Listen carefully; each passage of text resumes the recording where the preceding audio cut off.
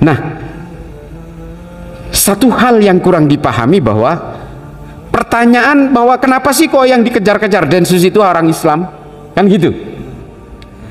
Terorisme itu tidak ada agamanya, Pak Kiai. Nah, mengapa mereka menunggangi agama? Supaya kejahatannya terlihat terhormat. Dan pertanyaan itu juga dilakukan oleh orang India kepada pasukan anti teror di India. Kenapa sih yang dikejar-kejar pasukan anti teror di India ini kok agamanya Hindu semua? Kenapa sih yang dikejar-kejar pasukan polisi India ini kok orang Hindu semua? Pertanyaan yang sama juga di Jerman. Kenapa sih yang dikejar-kejar oleh pasukan anti teror Jerman ini selalu orang Protestan? Sama, Pak. Dan orang-orang di Myanmar juga mengatakan, kenapa sih kita kan cuma mau ngebunuh orang Rohingya yang beragama Islam, tapi yang dikejar-kejar polisi kenapa kok orang Buddha? Nah, dari sini kita bisa mengambil kesimpulan, Pak, bahwa kelompok-kelompok teroris ini selalu menunggangi agama dengan pemeluk terbesar di satu negara. Teroris di India itu agamanya Hindu, Pak. Kelompok Bharatiya Janata garis keras, Hindutva, Shiv Sena, ini orang yang ngebunuh orang Islam dan orang Kristen di India. Yang namanya Narendra Modi ini sekarang brutal, Pak. Kota-kota yang namanya Islami itu diganti menjadi berbau kehindu-hinduan. Jadi kalau ada kota yang seperti Ahmedabad itu dirubah sekarang. Nah, ini adalah kelompok-kelompok yang menunggangi agama dengan pemeluk terbesar. Nah, kenapa yang mempersekusi orang Rohingya yang orang Islam itu orang Buddha? Ya karena agama mayoritas di Myanmar itu pemeluk agama Buddha, Pak. Kelompoknya namanya Asin Wiratu. Ini terorisnya Myanmar ini. Agamanya apa? Buddha.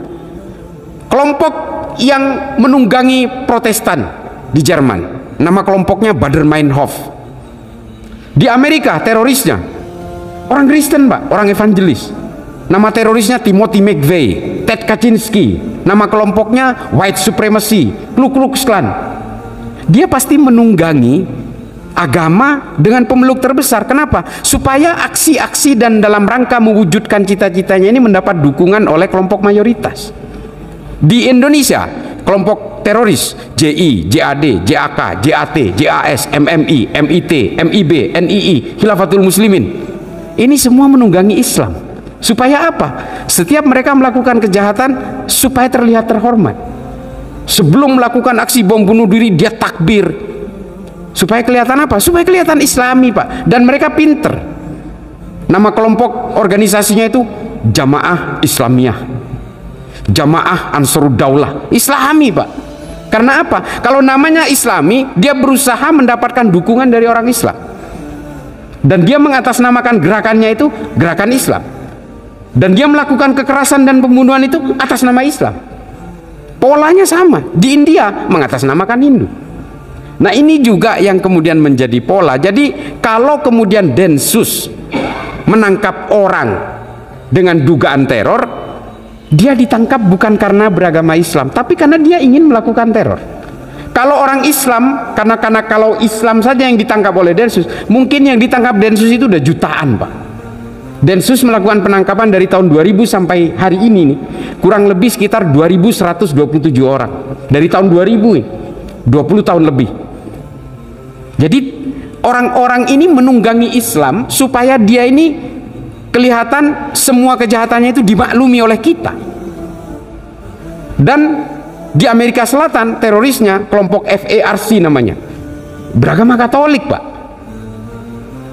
Nah, ini penunggangan ini, makanya terrorism has no religion. Terorisme itu nggak ada agamanya. Mereka akan menunggangi agama supaya apa? Karena apa? Agama itu kan ada dogma. Dogma itu adalah percaya nggak percaya, harus percaya. Ini yang dimanfaatkan. Kemudian di dalam agama itu ada namanya martirdom. Martirdom itu kalau kamu mati berjuang untuk agamamu, maka itu akan syahid dan kamu akan masuk surga. Nah, ini yang dimanfaatkan oleh kelompok-kelompok ini. Yang ketiga adalah messianic belief, atau messianic belief ini kalau di dalam istilah adalah nubuat akhir zaman. Semua agama, Pak, semua agama, bukan hanya Islam, percaya menjelang hari kiamat yang berkuasa itu hanya agamanya. Kristen juga punya kepercayaan ini. Nah, ini yang dipakai oleh teroris-teroris itu untuk menunggangi agama. Kamu harus menjayakan agamamu karena ini adalah hari-hari menjelang kiamat.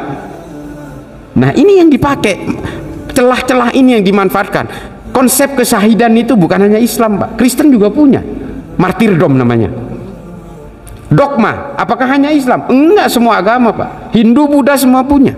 Nah, ini yang dipakai oleh kelompok-kelompok seperti ini, dan kemudian mereka menggunakan dalil-dalil dan ayat-ayat yang tidak lagi memperhatikan asbabun nuzul ataupun asbabul wurudnya. Ayat-ayat tentang perang dipakai hari ini sehingga apa? Semua orang seolah-olah merasa legal untuk melakukan aksi bunuh diri. Kalau kemarin kita lihat ayat-ayat Al-Baqarah ayat 29 dan 41 yang dilakukan oleh Agus Muslim, pelaku bom Astana Anyar kemarin, itu dilakukan karena dia menganggap bahwa ini harus diperangi. Padahal yang dibunuh itu, tahu nggak, itu anggota torikohnya persis, Pak. Polisinya itu. Yang dibunuh dia, yang menjadi korban itu. Tapi dia merasa bahwa ini harus dibunuh karena ini togut.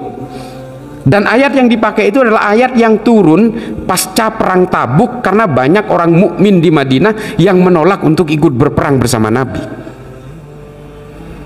Nah, ini hal-hal seperti ini yang kadang-kadang membodohkan orang, padahal ini semua adalah jebakan-jebakan Batman orang barat. Supaya apa? Supaya kita saling bunuh satu sama lain. Densus, apakah ini bagian dari operasi barat? Tidak, Densus itu ingin menyadarkan mereka. Densus zaman dulu, Pak, undang-undangnya beda. Namanya Undang-Undang Nomor 15 2003. Orang melakukan tindakan baru bisa ditangkap. Setelah bomnya meledak baru bisa ditangkap. Setelah korban bergelimpangan baru bisa ditangkap. Hari ini Densus punya undang-undang baru, namanya Undang-Undang Nomor 5 tahun 2018. Orang baru berniat bisa ditangkap. Nah, ngukur niatnya ini dari mana? Ada berbagai indikatornya. Sudah latihan militer, mereka sudah melakukan koordinasi pendanaan, mereka sudah ngumpulin alat-alat bahan-bahan kimia untuk dijadikan bom. Nah, ini ditangkap. Nah, ini baru mens rea, baru niatan udah bisa ditangkap sekarang. Tujuannya apa? Disadarkan. Tapi kalau ketika ditangkap dia ngeluarin senjata untuk nembak petugas, ya otomatis itu pilihannya do or die aja. Siapa yang bisa bertahan hidup? Itu namanya kalau di dalam undang-undang kepolisian namanya notwehr atau overmach. Nggak ada pilihan lain. Tapi kalau bisa ditangkap hidup, hidup, Pak. Dan itu disadarkan di penjara. Alhamdulillah yang sadar udah banyak. Setelah keluar dari penjara yang sadar-sadar ini diberi modal untuk membuat nanam kopi. Banyak, Pak. Kalau itu saya bisa bersaksi kalau itu. Karena saya terlibat langsung dalam pencegahan ini. Mantan-mantan napi teroris itu yang sudah kita datangkan ke pengajiannya Gus Baha itu berbis-bis, Pak. Kita paksa untuk datang ke Gus Baha supaya apa? Supaya mereka belajar tasawuf, belajar hikam, supaya bersih hatinya. Dan mereka ini diberi modal untuk membuat kebun kopi di Subang, di Terawas, di Jawa Timur, termasuk di Sentul ini, Pak. Ini binaan Densus semua. Kurang lebih hampir 1000 mantan napi teroris yang sudah diberdayakan secara ekonomi. Sampai kemudian kadang-kadang iri, enak ya jadi teroris, setelah itu dimodalin. Tapi ini kan dalam rangka untuk menyadarkan mereka. Kalau yang ditembak mati seperti Dr. Sunardi itu, Pak, karena dia memang sudah membuat surat wasiat ke keluarganya bahwa saya akan mewakafkan hidup saya. Kalau saya ditangkap oleh orang-orang togut, saya tidak akan menyerah begitu saja, saya akan melawan dan saya lebih baik mati. Sehingga apa yang dilakukan dia itu ketika ditangkap, dia berusaha menyerang petugas, dan itu kronologinya udah jelas. Dia memang lebih memilih mati, sehingga akhirnya tidak ada pilihan lain bagi petugas yang bergelayutan di mobilnya itu daripada dia yang mati, ya akhirnya ditembak. Selebihnya aman, Pak. Sudah ribuan teroris yang disadarkan. Saya juga ikut serta di dalamnya, dan saya pastikan hampir 99,9% yang teroris yang ditangkap oleh Densus, saya bertanggung jawab dengan data ini, mereka penganut Wahabi Salafi. Saya sering bicara ini di berbagai media. Saya bertanggung jawab dengan data ini karena saya juga ikut menginterogasi mereka, saya ikut proses penyadaran mereka, dan mereka semua sama dengan kelompok yang bernama Wahabi Salafi ini. Tapi Ustadz-ustadz Wahabi Salafi ini kan semuanya sejuk-sejuk aja. Bahkan menghina pemimpin kan dilarang, unjuk rasa saja diharamkan, bahkan merokok pun diharamkan karena membahayakan diri sendiri. Nggak mungkin jadi teroris yang membahayakan orang lain, nggak mungkin. Ini kan ngelesnya kan begitu mereka. Ini pintu pembuka, Pak. Karena ketika orang tertarik dengan ajaran ini, ketika sudah masuk ke dalamnya, dia akan dibangun dengan kesadaran-kesadaran kognitif bahwa orang lain yang berbeda dengan kamu pasti salah. Dan disitulah kemudian muncul hakimiyah takfiriyah, menghakimi orang, sibuk menghitung dosa orang lain, dan orang yang berbeda itu langsung dianggap fasik karena dia maulidan, karena dia tahlilan, karena dia haul, karena dia baca ratib, karena takdim kepada para habaib. Nah ini kemudian kita dianggap fasik.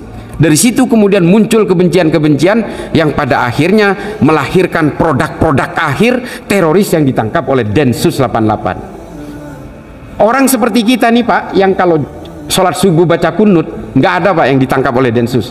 Wallahi, saya bersaksi. Mereka semua ini nggak ada yang baca kunut Pak kalau sholat subuh. Semua yang ditangkapin. Nggak ada yang mau. Jangankan itu Pak, memendekkan jenggot aja mereka nggak mau. Memendekkan. Padahal kalau saya memberitahu mereka, kamu tahu nggak kata Imam Ghazali, semakin panjang jenggot itu semakin kecil otaknya, saya bilang. Mereka tetap nggak mau Pak, tetap segini. Nah ini ideologi-ideologi yang ditanamkan itu. Jadi bukan ngejar orang Islam, orang yang menunggangi Islam. Gitu kurang lebih Pak Kiai, mohon maaf. Nah ini kan akhirnya jadi lupa. Saya biasanya satu pertanyaan langsung saya jawab.